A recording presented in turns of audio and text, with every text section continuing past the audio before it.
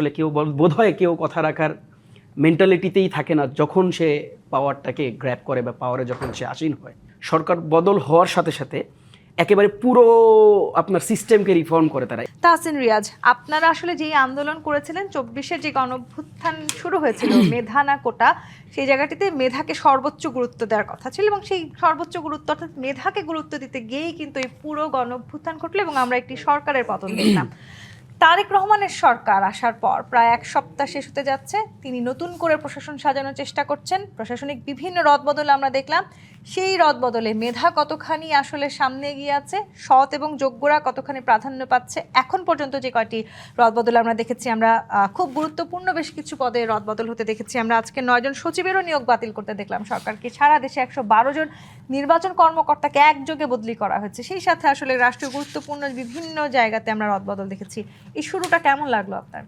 দেখুন, মানে শুরুটা তো খুব চমকপ্রদ ছিল, যে ব্যাপারগুলো আসলে অ্যাড্রেস না করলেই নয়। মানে অনেক সময় হয়তো ব্যাপারটা এমন দেখাতে পারে বা শোনাতে পারে যে আমরা বোধহয় খালি সমালোচনাই করছি। রাদার গুড সাইন্স আর দেয়ার। আপনার শপথের আগেই বিরোধী দলের বাসায় যাওয়া, বেশ কিছু নতুন কালচারকে আবার নতুন করে নিয়ে আসা, এই ব্যাপারগুলো তো ভালো, এগুলোকে তো আমরা অ্যাপ্রিসিয়েট করেছি। কিন্তু আপনি যেটা বলেছেন ইতিমধ্যেই, যে বিএনপি কিন্তু তাদের ইশতেহারে এই কথাটাকে খুব বোল্ডলি, খুব বড় পরিসরে কিন্তু নিয়ে এসেছিল।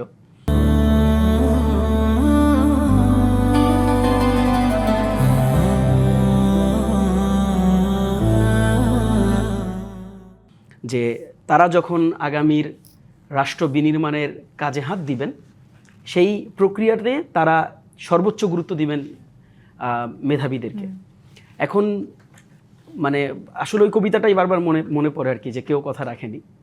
তো এখন আপনি প্রশ্ন করেছেন, তো এটার এক লাইনে উত্তর হচ্ছে যে আসলে বোধহয় কেউ কথা রাখার মেন্টালিটিতেই থাকে না যখন সে পাওয়ারটাকে গ্র্যাব করে বা পাওয়ারে যখন সে আসীন হয়। এটা আমাদের একটা ঐতিহাসিক সমস্যা। এটা আমাদের নতুন সমস্যা না। এটাও আপনি ইভেনচুয়ালি বলেছেন যে বাংলাদেশের ইতিহাসের পরিক্রমায় আপনি যত জায়গায় আপনি সরকার বদল দেখবেন, সরকার বদল হওয়ার সাথে সাথে একেবারে পুরো আপনার সিস্টেমকে রিফর্ম করে তারা। এই রিফরমেশন কিন্তু আমরা যে রিফরমেশনের দাবি এতদিন ধরে বলেছি, যে সংস্কারের দাবি এতদিন ধরে বলেছি, সেই রিফরমেশন না। এটা হচ্ছে যে আপনি আপনার মানে দলের কর্মীদেরকে, আপনি আপনার কাছের মানুষদেরকে, আপনি আপনার আস্থাভাজনদেরকে, আপনি যাদেরকে দিয়ে সকল কাজ করাতে পারবেন, এই সমস্ত মানুষদেরকে সংস্কারের দাবির কথা আপনি বলছেন তাহসিন রিয়াজ। এই গণঅভ্যুত্থান পরবর্তী সময় কিন্তু একই দাবি আমরা বিএনপি সহ সব রাজনৈতিক দলকে করতে দেখেছি। এখন সরকার গঠন করার পরে যেই দাবিতে তারাও আন্দোলন করেছেন, সেই দাবিটাকে কি আপনি বাস্তবায়ন হতে দেখছেন? সেটাই উত্তর দিচ্ছিলাম। এবং আপনি যেটা বলেছেন, আপনি দেখেন যে আজকে গুরুত্বপূর্ণ সিটি কর্পোরেশনগুলোতে কিন্তু প্রশাসক নিয়োগ দেওয়া হয়েছিল।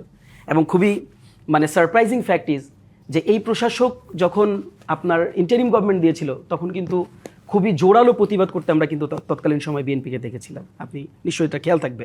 দেখেন, ইন্টারিম গভর্নমেন্টের জন্য এই প্রশাসক নিয়োগ দেওয়াটার কিছুটা জাস্টিফিকেশন তাও ছিল। কেন ছিল? কারণ এক তো তারা ইলেক্টেড কোনো গভর্নমেন্ট ছিলেন না। দ্বিতীয়ত হচ্ছে তাদেরকে আসলে সিটি কর্পোরেশন তো একটা বড় কার্যক্রম পরিচালনা করে।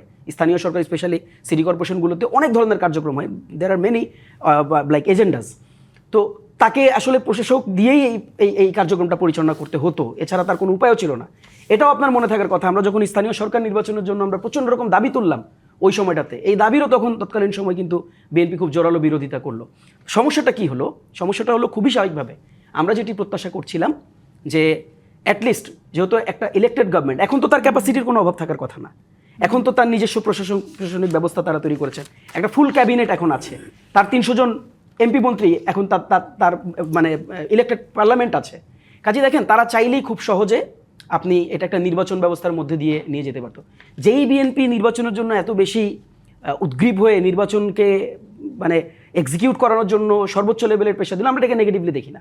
একটা গণতান্ত্রিক পদ্ধতিতে নির্বাচন ইজ দ্য আলটিমেট আপনার গোল, এবং নির্বাচন ব্যবস্থার মধ্যে দিয়ে আপনার জনগণ তার নেতাকে নির্বাচিত করবেন, এবং এটার পদ্ধতিতেই আছে দেশ পরিচালিত হবে। There is no problem. But problem is, আপনি নির্বাচিত হয়ে ঠিক যেই মুহূর্তে নির্বাচনকে ভুলে যান, আপনি নির্বাচিত হয়ে ঠিক যেই মুহূর্তে আবার প্রশাসক নিয়োগ দেন, ওটা আমাদের কাছে একটু খটকা লাগে।